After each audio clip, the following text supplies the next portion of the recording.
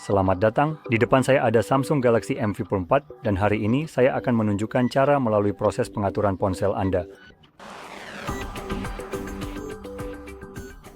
Jadi ketika Anda menyalakannya untuk pertama kali, Anda akan disajikan dengan tampilan layar seperti ini, ya, di sini. Dan sebelum saya melanjutkan, saya ingin menunjukkan bahwa prosesnya mungkin sedikit berbeda antara apa yang Anda alami dan apa yang akan saya alami. Dan alasannya adalah perangkat baru yang benar-benar baru keluar dari kotak akan memaksa Anda untuk masuk ke jaringan Wi-Fi atau terhubung ke jaringan seluler melalui kartu SIM. Dan ya untuk saya, karena perangkat ini sudah pernah melalui pengaturan awal, saya tidak perlu melakukan itu. Jadi saya akan langsung pilih mulai, lalu cari bahasa yang kita inginkan dari daftar.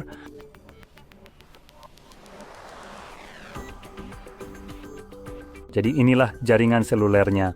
Anda bisa langsung mengeluarkan tray di bagian atas, lalu masukkan kartu SIM Anda, kemudian lanjut ke halaman berikutnya, atau Anda juga bisa terhubung ke Wi-Fi di halaman berikutnya. Sekarang di sini kita punya perjanjian lisensi pengguna. Anda bisa mengetuk detailnya untuk membaca persis apa yang Anda setujui, tapi pada akhirnya suka atau tidak, jika Anda ingin menggunakan perangkat ini, Anda memang harus menyetujuinya. Kalau tidak, Anda tidak bisa menyelesaikan pengaturan dan benar-benar menggunakan apa yang sudah Anda beli. Selanjutnya kita punya pengaturan mudah dengan perangkat lain.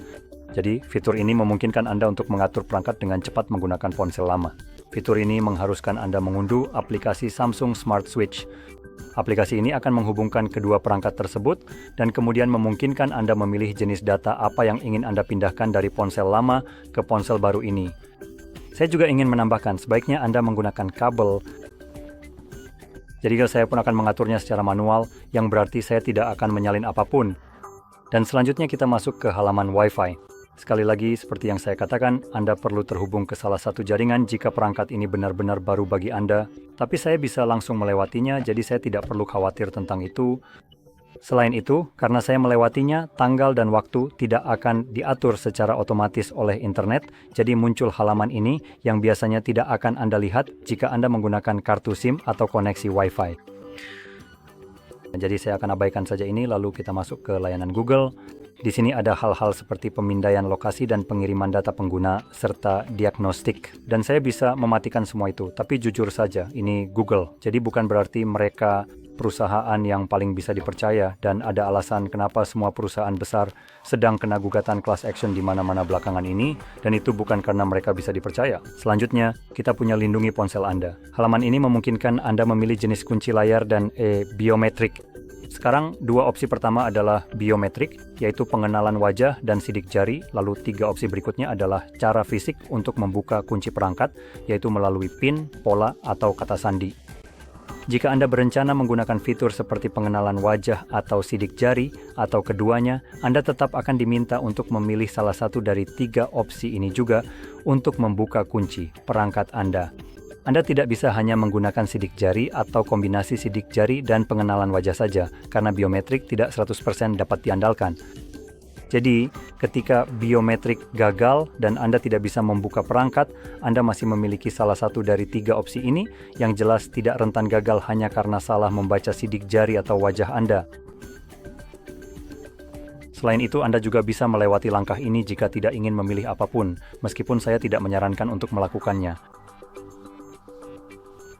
Selanjutnya, kita punya akun Samsung. Jika Anda berencana menggunakan hal-hal seperti Galaxy Store atau beberapa layanan lain dari Samsung, Anda mungkin ingin masuk ke akun tersebut. Jika Anda tidak ingin masuk, itu juga tidak masalah. Anda tetap bisa menggunakan ponsel ini sepenuhnya dengan semua aplikasi dan fitur tanpa akun Samsung. Anda bisa klik di sini, lupa kata sandi atau belum punya akun, dan disitulah mereka menyembunyikan opsi untuk mengaturnya nanti di pengaturan. Jadi kita bisa langsung lewati saja. Dan mereka memberi Anda pertanyaan, mengapa Anda membutuhkan akun Samsung? Dan itu omong kosong. Sebenarnya Anda tidak perlu akun Samsung. Cara yang lebih tepat untuk menyampaikan kalimat ini adalah, mengapa Anda ingin akun Samsung? Bukan butuh. Jadi tolong benahi dulu Samsung. Ini benar-benar kebohongan yang menyesatkan. Dan mereka memberi Anda beberapa hal yang mereka sediakan dengan akun Samsung mereka. Jadi kita dapat fitur seperti menemukan ponsel yang hilang, padahal Google sebenarnya sudah memungkinkan hal itu. Masuk ke aplikasi dan situs web dengan biometrik Anda. Sekali lagi, aplikasi yang bagus akan memungkinkan Anda melakukan itu, terlepas dari apakah Samsung mendukungnya atau tidak. Sebagai contoh, aplikasi perbankan memiliki opsi untuk menggunakan biometrik sebagai cara untuk membukanya, bukan hanya dengan masuk biasa. Anda tidak perlu gimmick dari Samsung untuk menggunakan ini. Selanjutnya kita punya sinkronisasi aplikasi dan pengaturan di semua perangkat Anda. Itu memang opsi yang lebih unik untuk Samsung, meskipun saya tidak tahu apakah Samsung baru atau Samsung Android baru tidak mengizinkan Anda melakukan itu. Saya sendiri belum pernah mencobanya, jujur saja, tapi mungkin saja itu tidak terlalu unik. Selanjutnya, kita punya salin dan tempel antara ponsel, tablet, dan komputer Anda. Sekali lagi, itu pada dasarnya kembali ke opsi sebelumnya dan menjawab panggilan serta pesan di tablet atau komputer Anda. Sekali lagi, itu kembali kedua pilihan sebelumnya. Jadi, saya akan lewati saja. Anda tidak menjualnya dengan baik, Samsung. Bagaimanapun, di sini kita memiliki beberapa layanan Samsung, layanan penyesuaian. Jadi, berikan penyesuaian Anda stiker. Tahukah kamu, kita bisa membahas ini, membaca apa ini, dan menyalakan atau mematikannya.